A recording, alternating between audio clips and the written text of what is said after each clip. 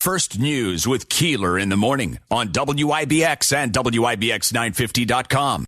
Hey guys, time to get in on the action for the biggest moments in basketball with Prize Picks, America's #1 fantasy sports app. Just select 2 or more players, pick more or less on their projections, place your entry, and win up to 100 times your money. Right now, Prize Picks will match your first deposit of up to $100. Just download the Prize Picks app and use the code GET100. That's code GET100 on Prize Picks for a first deposit match of up to $100. Prize Picks. Pick more. Pick less. It's that easy. Shaun Kaleta is the town supervisor in Whitesboro, and you know that we're talking about flood mitigation and trying to figure out a way to prevent this flooding going forward. And as opposed to putting a quick fix, it's time to once and for all fix this problem. And I think that's where we're going right now. Shaun, good morning.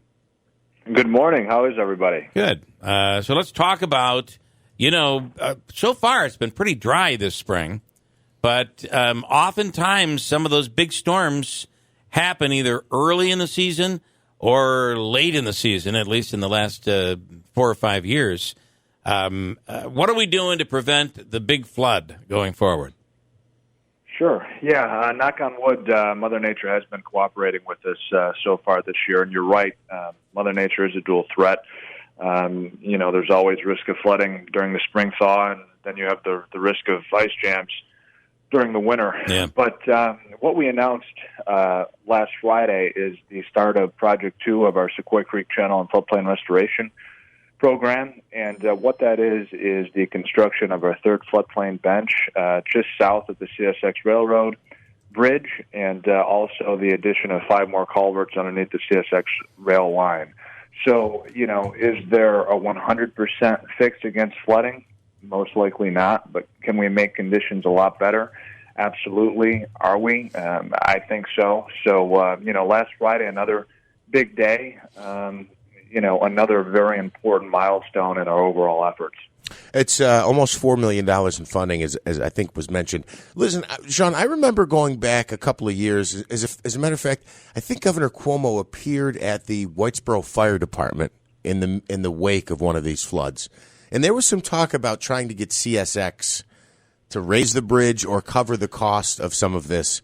Do you know if that's the case, or is this all state money? Or do you know how that panned out? Sure. So the money for Project 2 is all federal and state funding, which, the town of Whitestown is obviously very grateful for. As of now, the CSX bridge is not being replaced, but CSX has been supportive of Project 2 and has been an important partner.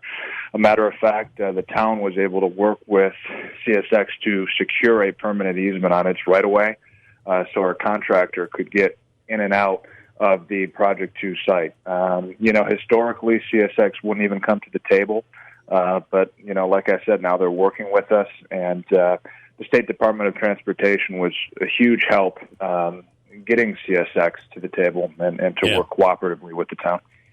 How much have we talked? I'll get through this. Has there been a study at all on what has caused the most recent severe flooding? I do understand that it seems like these storms are bigger and more impactful as of the last 10 years, or maybe a little longer than that. But do we have any idea? Is it development in other parts of the region that have kind of rechanneled where the water is going, which is causing more difficult flooding? Do you have any idea?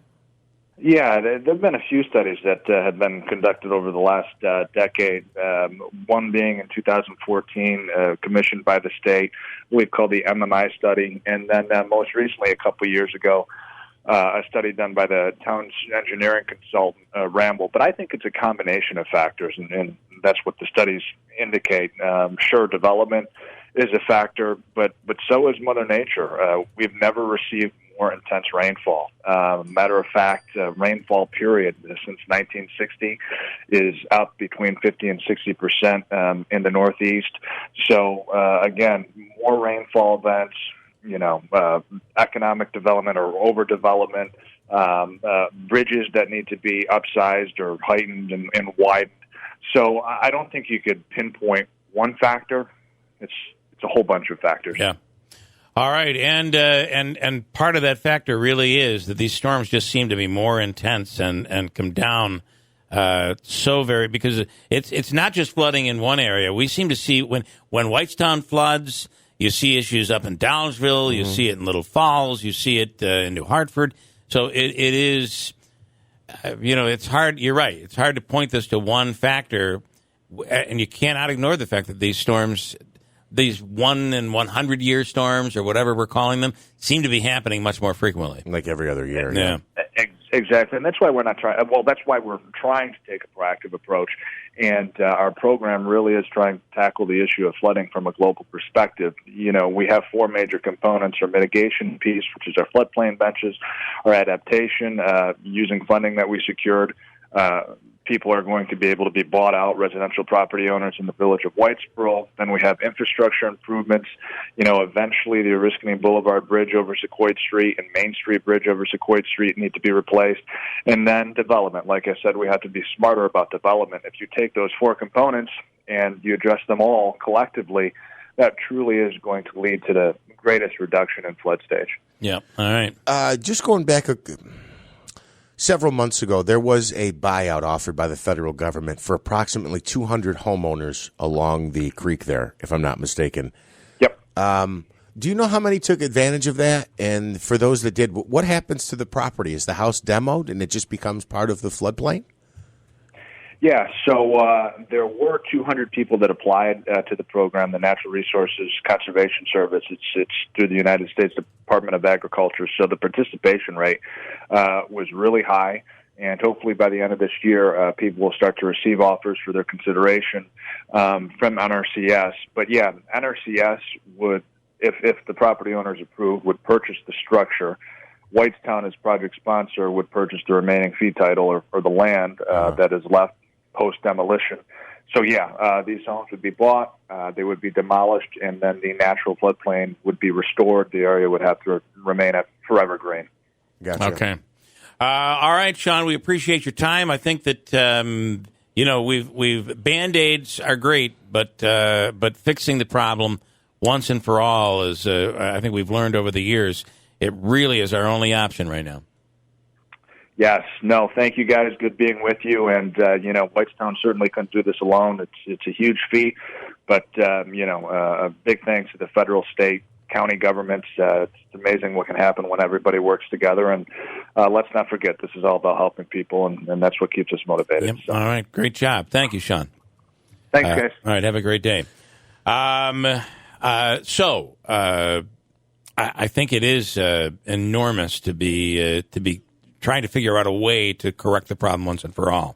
Yeah, absolutely. And I wonder if they do demo some of those houses if they're bought out, that they expand it even more and make this alley for, basically an alleyway for additional water to run off. But look, it's tough. Expand the creek, yeah.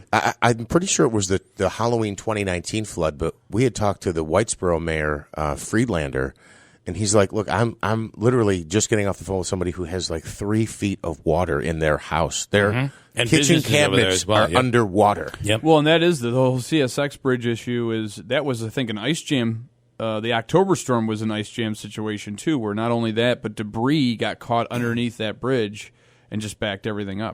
Hey guys, time to get in on the action for the biggest moments in basketball with PrizePicks, America's #1 fantasy sports app. Just select 2 or more players, pick more or less on their projections, place your entry, and win up to 100 times your money. Right now, PrizePicks will match your first deposit of up to $100. Just download the PrizePicks app and use the code GET100. That's code GET100 on PrizePicks for a first deposit match of up to $100. PrizePicks. Pick more. Pick less. It's that easy.